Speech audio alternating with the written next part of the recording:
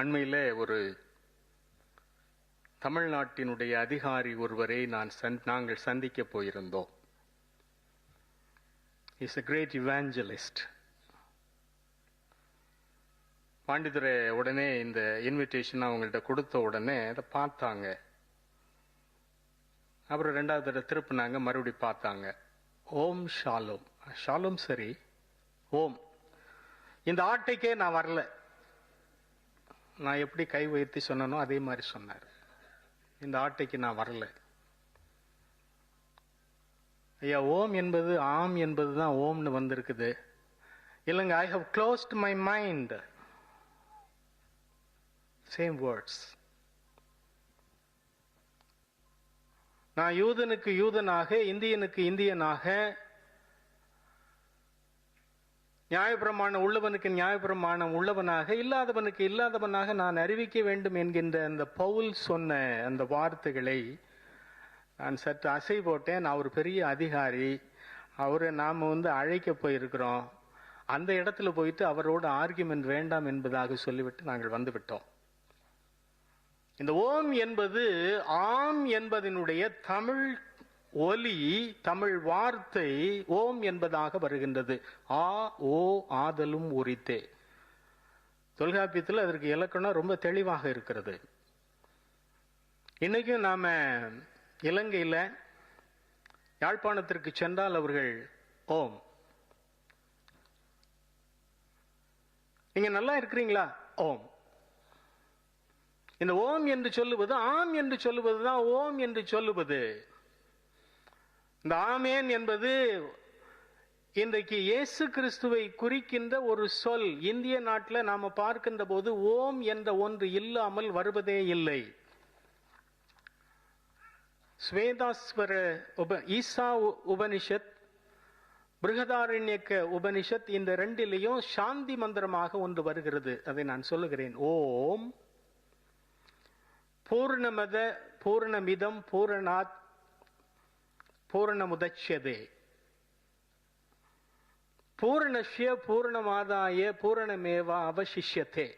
ஓம் சாந்தி சாந்தி சாந்தி. அது பூரணம், இது பூரணம். பூரணத்திலிருந்து பூரணத்தை எடுத்து விட்டோம். பூரணத்திலிருந்து பூரணத்தை எடுத்த பின்பும் பூரணமே எஞ்சி இருக்கிறது. விளங்குதா உங்களுக்கு? அது பூரணம், இது பூரணம். பூரணத்திலிருந்து பூரணம் வெளிப்படுகிறது. பூரணத்திலிருந்து பூரணத்தை எடுத்த பின்பும் பூரணமே எஞ்சி இருக்கிறது. இயேசு கிறிஸ்துவை பற்றி சொல்லுகின்ற ஒரு அழகான சமஸ்கிருத ஸ்லோகம். கடவுள் பூரணமானவர். அந்த பூரணத்திலிருந்து பூரணமாக இந்த உலகத்திற்கு வெளிப்பட்டவர் இயேசு கிறிஸ்து. அவர் பூரணமானவர். அந்த பூரணத்திலிருந்து இந்த பூரண வெளிப்பட்ட பிறகும் பூரணமே எஞ்சி இருக்கிறது. ஓம் சாந்தி, ஓம் ஷாலோம். இங்க சாந்தி என்பது அமைதியை குறிப்பது. அங்கே ஷாலோம் என்கின்ற எபிரேய சொல் அமைதி, சமாதானத்தை குறிப்பது. அதேதான் அரபுலையும், அரபு மொழியிலையும் அந்த ஷாலோம் என்கின்ற சொல் வருகிறது. இந்த ஓம் என்பது எதை இந்திய நாட்டில் உள்ள தியாலஜியும் சரி, புராணமும் சரி, ஐக்னோகிராஃபியா இருந்தாலும் சரி, ஐக்னோகிராஃபி சிற்பவியல், படிமக்கலை என்பதாக சொல்லலாம். இது எல்லாவற்றிலையும் நாம பார்த்தோம் அப்படின்னு சொன்னா, it signifies the son of God concept. Son of காடை வெளிப்படுத்துகிறதாக இந்த ஓம் என்கின்ற ஒன்று அமைந்திருக்கிறது. ஒரே ஒரு பாடலை நான் சொல்லுகிறேன். திருமூலர் பாடுகின்ற போது, ஓங்காரத்துள்ளே உதித்த ஐம்பூதங்கள், தயவுசெய்து என்னை நீங்க சரியாக பின்பற்ற வேண்டும். ஓங்காரத்துள்ளே உதித்த ஐம்பூதங்கள், ஓங்காரத்துள்ளே உதித்த சராசரம், ஓங்கார தீதத்து உயிர் மூன்றும் உற்றன, ஓங்கார சிவ பரசிவ ரூபமே. நான் என்னுடைய விவிலிய ஒளியில பிரம்மசூத்திரம் என்கின்ற அந்த நூலை எழுதி கொண்டிருக்கின்ற போது இந்த பாடலை பார்த்த உடனே அதுக்கு மேல என்னால போக முடியல. நான் திரும்ப திரும்ப வாசிக்கிறேன். இது என்னன்னு முதல்ல தெரிகிறது. ஓம்காரம் என்பதுதான் இந்த உலகத்தை படைத்தது. ஓங்காரம் என்பதுதான் சராசரங்களையும் படைத்தது. ஓங்கார தீதத்து உயிர் மூன்றும் உற்றன. நான் படித்து படித்து பார்க்கிறேன், எனக்கு விளங்கவில்லை. அப்புறம் ஓங்கார சீவ பரசிவ ரூபமே, அதுவும் எனக்கு விளங்கல. நான் மூடி வைத்து விட்டு அடுத்த நாள் நான் அதை எழுத தொடங்குகின்ற போது இது படைப்போடு தொடர்புடையது. ஓம் என்பதுதான் வார்த்தை தான் இந்த உலகத்தை படைக்கிறது. சராசரங்களும் சரி, மற்ற எல்லாம் சரி. அது என்ன? ஓங்கார தீது அத்து உயிர் மூன்றும் உற்றன. கடவுளினுடைய படைப்பு 6 நாட்கள். அந்த 6 நாட்கள்ல 3 நாட்கள் தான் உயிர்கள். முதல் நாள், 2வது நாள், 3ஆம் நாள் வருகின்ற போது தாவரங்கள், 5வது நாள் நீர்வாழ் மீன்கள், அதோடு மற்ற இனங்கள், பறவைகள். 6வது நாள் நிலத்தில் வாழுகின்ற மிருகங்கள், காட்டில் வாழுகின்ற விலங்குகள், நாட்டில் வாழுகின்ற விலங்குகள், ஆதாம் ஏவாள். 3 நாட்கள்ல தான் உயிர்கள் படைக்கப்பட்டன.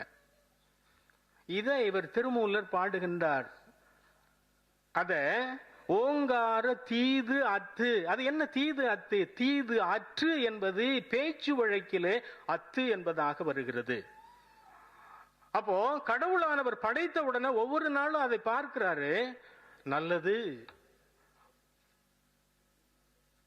சாயங்காலமும் விடியற்காலமும் ஆகி முதலாம் நாள் முடிந்தது, 2ஆம் நாள் முடிந்தது.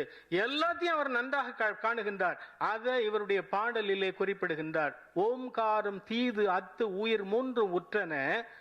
ஓங்கார சீவ பரசிவ ரூபமே.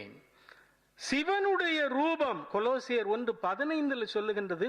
நிதர்சனமாக இருக்கின்ற கடவுளினுடைய சொரூபம், தற்சொரூபமாக இருக்கின்றவர் இயேசு கிறிஸ்து. அவருக்கு தான் உருவம் இருக்கிறது. கடவுள் முதல்ல படைக்கின்ற போது தன்னுடைய சாயலாகவே மனிதனை படைத்தார் அப்படின்னு சொன்னா அவருக்கு தான் சாயல்ல, எப்படி மனிதனை படைக்க முடியும்? இயேசு கிறிஸ்துவினுடைய சாயலை தன்னுடைய மனதிலே வைத்துக் கொண்டு அவர் உருவாக்கினார். அதான் மனிதன் இயேசு கிறிஸ்துவினுடைய சாயல்ல முதல்ல படைக்கப்பட்டான் அப்படிங்கிற செய்தி நமக்கு நன்றாக வருகிறது. ஆக இத பின்னால நம்ம பார்க்கின்ற போது வெளிப்படுத்தல் 3:14 ஆமன் என்பவரும் நம்பிக்கைக்கு உரிய உண்மையான சாட்சியும் படைப்பின் தொடக்கமும் ஆவார். அவர்தான் படைப்பினுடைய தொடக்கம். இயேசு கிறிஸ்து தான் படைப்புக்கு மூல காரணராக இருந்திருக்கிறார். அந்த கொள்கையை இங்க வைத்துக் கொண்டு பிரம்மன் என்கின்ற ஒரு புராண கதையை இவர்கள் உருவாக்கி இந்த உலகத்தை இவர் படைத்ததாக சொல்லுகின்ற புராணங்கள் வேறு. இந்து மதத்தை எப்படி பார்க்கணும்? புராணத்தை வைத்துக் கொண்டு அந்த பின்புலமாக வைத்துக் கொண்டு அதை பார்க்க கூடாது. அதுக்கு நிறைய தியாலஜி இருக்குது. சைவ சித்தாந்தம் 12 14வது நூற்றாண்டு வரைக்கும் எழுதப்பட்டது. அதே போல வைணவ சித்தாந்தங்கள் அப்படி எழுதப்பட்டது. வேதாந்தத்தை இன்னும் கொஞ்சம் நாம பார்க்கிறோம் அப்படின்னு சொன்னா அவருக்கு சொல்லுகின்ற வேதாந்தத்தில் அவருக்கு அக்ஷர பிரம்மன், அக்ஷரம் என்பது ஓம். இந்த ஓமுக்கு வெளியில வேறு ஒன்றுமே இல்லை என்பதாக அது சொல்லப்படுகின்றது. அப்போ இந்த ஷாலோம் என்பது என்ன? இயேசு கிறிஸ்துவை விட்டு விட்டதுனால இன்றைக்கு ஷாலோம், அமைதியானது சீர்குலைக்கப்பட்டு விட்டது. முன்னாலே சொல்லுகின்ற போது போட இன்றைக்கு சைக்கிள் ஆஃப் பர்த். யூத சமயத்தில் எங்கெங்க சைக்கிள் ஆஃப் பர்த் இருக்குது? யூத சமயத்தில் உள்ளவங்க இன்றைக்கு இயேசு கிறிஸ்துவை சன் ஆஃப் காட் என்பதாக ஏற்றுக்கொள்ளவில்லை. அதே மாதிரி தான் அரபியர்களும் இன்றைக்கும் இஸ்லாமியர்கள் ஏற்றுக்கொள்ளவில்லை. அவங்க எப்படி இன்றைக்கு வேற மாதிரி இயேசு கிறிஸ்துவினுடைய அந்த திட்டத்திற்கு மாறுபட்டதாக அவர்கள் செயல்படுகிறார்களோ அதே நிலை இந்தியாவிலே காணப்படுகின்றது. ஏன் இன்னைக்கு அமைதி இல்லை? ஏன் இன்னைக்கு ஜாதியினுடைய ஏற்றத்தாழ்வு வருகின்றன? சைக்கிள் ஆஃப் பர்த் என்கின்ற கொள்கை எப்படி இங்கே திணிக்கப்படுகிறது? சைக்கிள் ஆஃப் பர்த்துக்கும் இங்க உள்ள இந்து சமயத்திற்கும் சமய கொள்கை என்னங்க தொடர்பு? போன பிறவி, இந்த பிறவி, அடுத்த பிறவி. கடவுளை நம்பாதவன் தான் அந்த பிறவி அந்த கொள்கையை வைத்துக் கொண்டிருக்கின்றான். இதை என்ன செய்யறான்? போன பிறவியில நான் நல்லது செய்ததுனால இன்னைக்கு நான் உயர்ந்த ஜாதிக்காரனா பிறந்திருக்கிறேன். நீ இன்னைக்கு 4ஆம் ஜாதிக்காரனா இருக்கிற. நீ என்னை மாதிரி முதல் ஜாதிக்காரனாக வரணும்னா அடுத்த பிறவியில 3ஆம் ஜாதியாகி அதுக்கு அடுத்த பிறவியில் 2 அதுக்கு அடுத்த பிறவியில நீ முதலாவது ஜாதி ஆனால் உனக்கு மீட்பு மோட்சம் உண்டு. இந்த கொள்கைகள் எங்கே ஏராளமாக they have been completely interpolated in Indian religion. இதிலிருந்து விடுபட வேண்டும். அதே போல யூதர்களுடைய அந்த கொள்கையில் இருந்து அவர்கள் கபாலா என்கின்ற ஒரு ஸ்கூல் ஆஃப் தாட் அவங்க வச்சிருக்கிறாங்க. அல்லது it's a cult, we can call it as cult. கலிபோர்னியாவில் அதனுடைய ஹெட் குவார்ட்டர்ஸ் இருக்கிறது. இவைகள் உடைக்கப்பட வேண்டும் என்கின்ற தொலைநோக்கோடு நாங்கள் இந்த படத்திற்காக வேண்டி முயற்சி செய்கின்றோம்.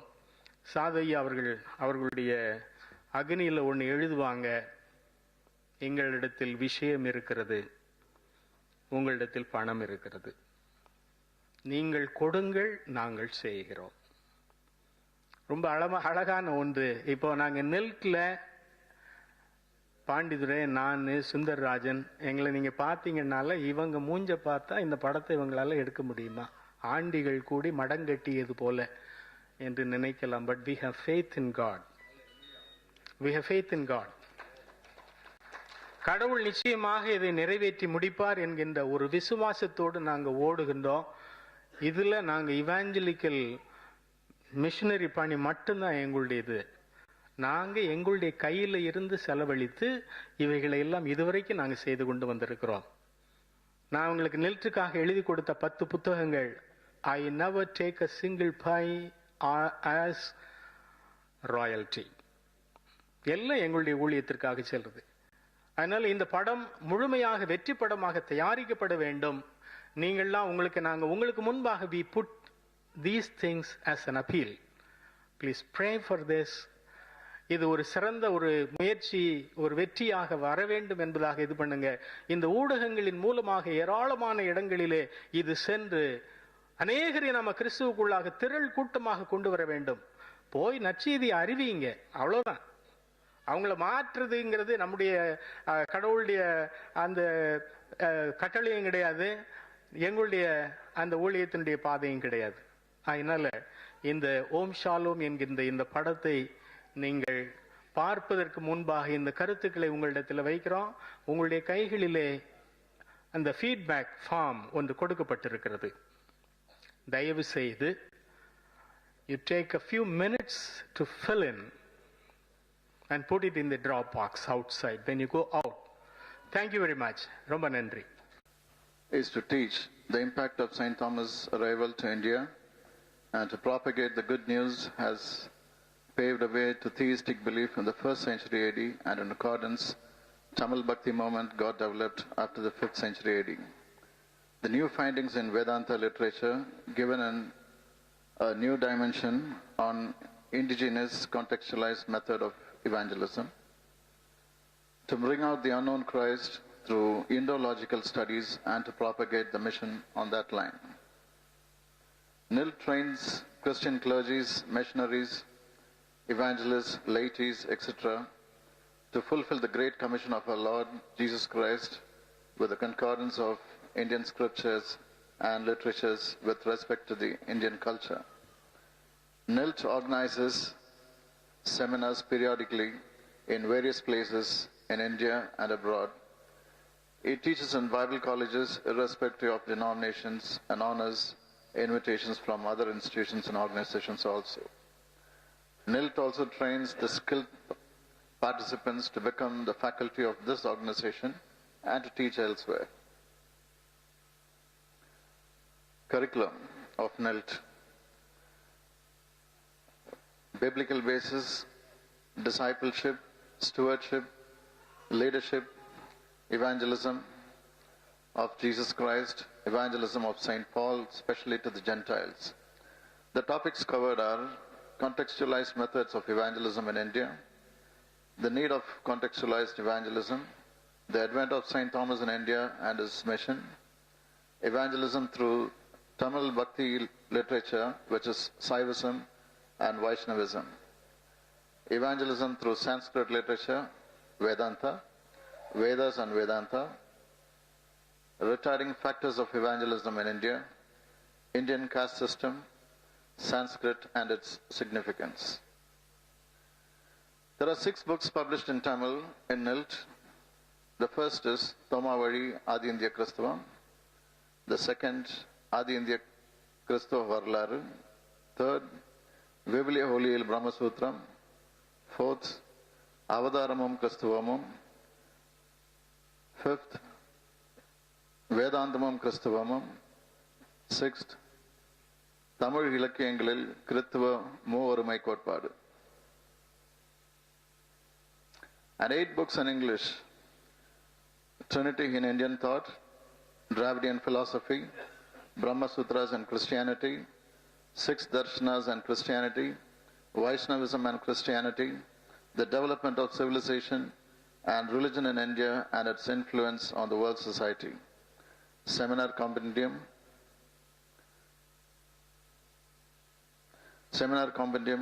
Coalition for Christ, Communicating Christ through Indian religion, Hindu religion. And our 13th book is a very special book, The Arsenal for Christian Soldiers in India by Reverend Father J. Stacker. Father J. Stacker is a German Methodist missionary. He lived in Visakhapatnam in the early 1910. And the first edition of his book was published in 1910. He has done extensive research in the Indian Vedic religions. And after 100 years, NILT published the second edition in January 2012 and the third edition in September 2012. All the above books published are authored by the following research scholars: Professor Dr. J.D. Bhaskar Das, Vice President, Curriculum and Director of NILT; Dr. Alexander Harris, Advisory Board Member, NILT; Dr. Y. Johnson Tangia, Advisory Board Member, NILT; and he is Director of Kritva Tamil Ilakya Peravai, CSI, Madras Diocese; and Reverend Father J. Stacker, German Methodist Lutheran Missionary. These books shall serve as guidelines for trainees and references for others who have the zeal to evangelize through indigenous contextualized methods. NILT has now ventured to shoot a telefilm, Om Shalom, with your prayers and valuable support. And we have an appeal to everyone here and to your friends and relatives. We appeal to individuals, churches, organizations, and our well-wishers who have to Christ through indigenous contextualized methods of evangelism to fulfill the Great Commission of Jesus Christ. We welcome you to uphold us in all respects as the Holy Spirit leads you. Our goal is one flock, one shepherd. Our commitment is evangelism. Thank you.